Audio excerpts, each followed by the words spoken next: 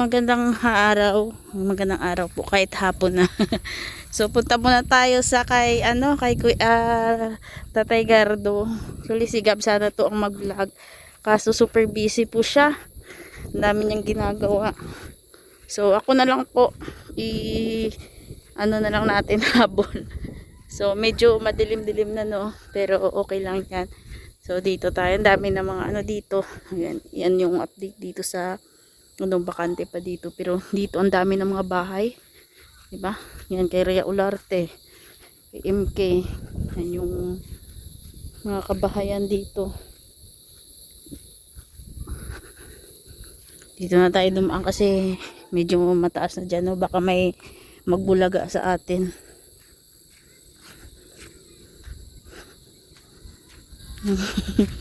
Daanan tayo. Ito yung lote ni Mr. J, oh. Isang lote ni Mr. J.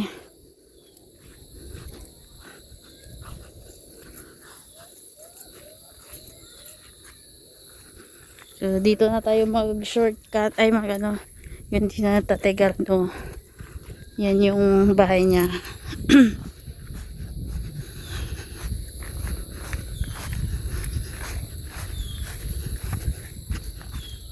May baka, nakaharang na baka. Huwag tayo dyan. Doon may daan man doon. Oh. Kamustahin natin si Tatay Gardo na rin. At saka tayo dito, house update. So marami na talaga ditong kabahayan dito banda. Mayan, may nagpapagawa pa ulit. Oh. Laki din. Oh. Dito may mga daanan. May mga pananim-tanim din siya. Oh. Yan pwede na ang taniman niya kasi wala pa may hindi pa naman nagbabakod. So kung okay lang sa may-ari. May mga tanim-tanim siya dito. Dami niya siling labuyo, oh. Ang kangkong niya, dami rin, oh. Kasi hindi pa hinog yan, oh. Dami niya siling labuyo. So ako marami na rin doon. Ito yung kagandahan sa sili. Dami, oh. Dami niyang siling labuyo. Bicolano talaga si tatay din. Mahilig sa sili. Bicolano. Uragon.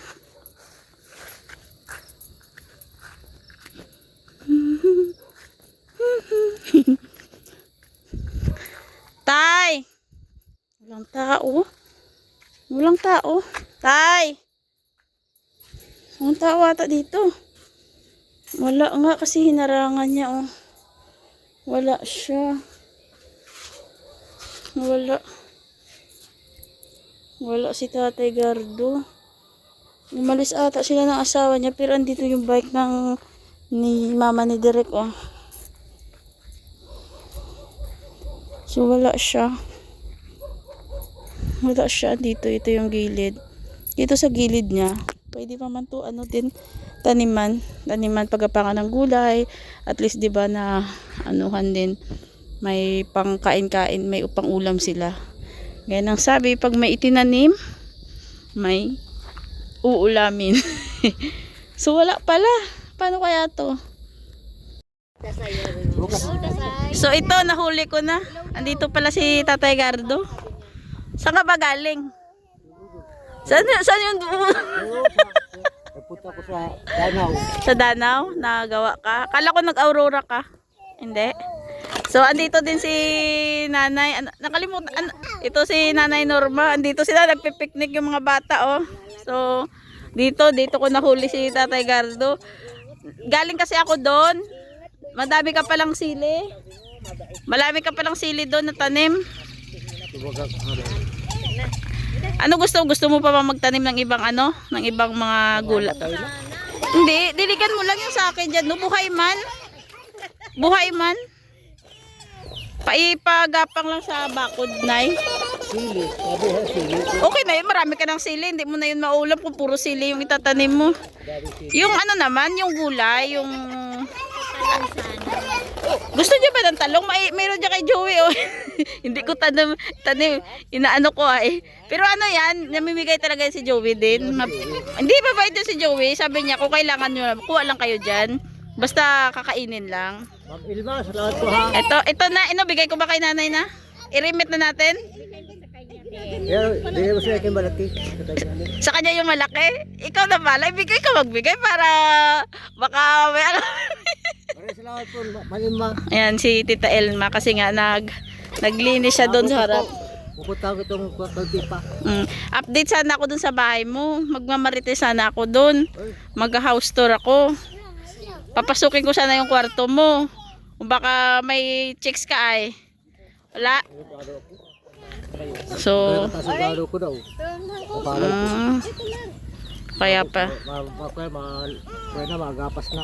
Magapas na. Si Maganda na roon ay sabi ko salamat. Maganda ng palay. maganda yung palay. May may tanim din kayo dyan, Nay? Mayroong maliit na sago. May kayo, may box kayo na Sa inyo po iyan? Lupa. Nakikiano lang kayo? Nakikitanim lang kayo? Kay Kutaw ko. Ay, kay Kutaw ko. Akala ko wala na dito. Hindi pa pala bininta ni Kutaw ko lahat. Bali, kayo pa rin pala yung kumbaga yung taga Ewan ko. At pinagpasa lang sa akin ng hipag. Hawak ko. matagal na matagal na yun na panahon. So, ayun pala yung yung awag nito yung ginagawa ni Tatay Gardo ngayon. Nagtatanim-tanim din pala ng palay. So, pag walang gawa siya, Ang hirap sa isang kilo. mahirap. At saka mahal pati, Nay. Mahal yung bigas. Napakahalaga yung bigas. May bigas ka kahit wala ng gulay. Yung ulam. 'Di ba? Yung ulam, madidiskartihan mo na lang kahit na lang yan makita mo, no? Yung kung may tanim-tanim ka, mas maganda pag may mga tanim na yun. Ay, wala lang kami katanim-tanim. Bagong nilipat lang. Pero kayo, at nakikita. Yun ang video nakakagawa. Minsan, May daming kangkong dun. maani ng tawag dyan. Oo.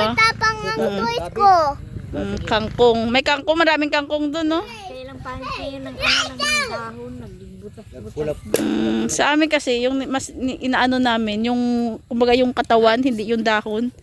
Inaadobo namin yun. I-trim ko yun at para maglago. Oo.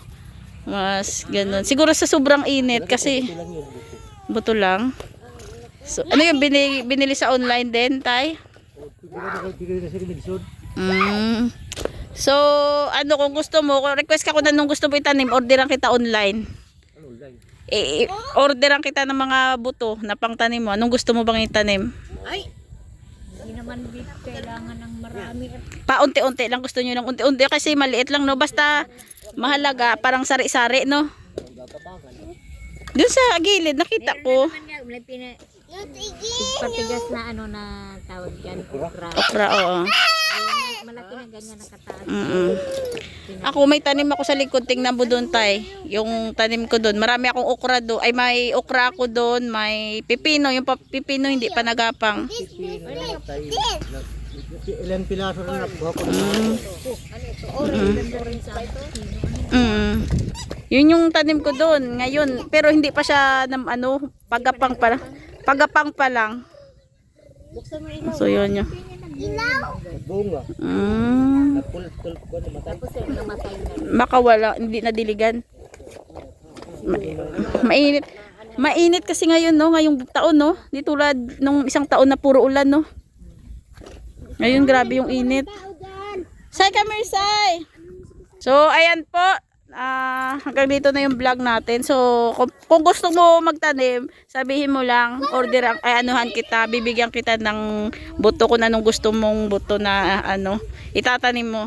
So, ayun, salamat ulit kay Tita Elma na yan, salamat na kayo.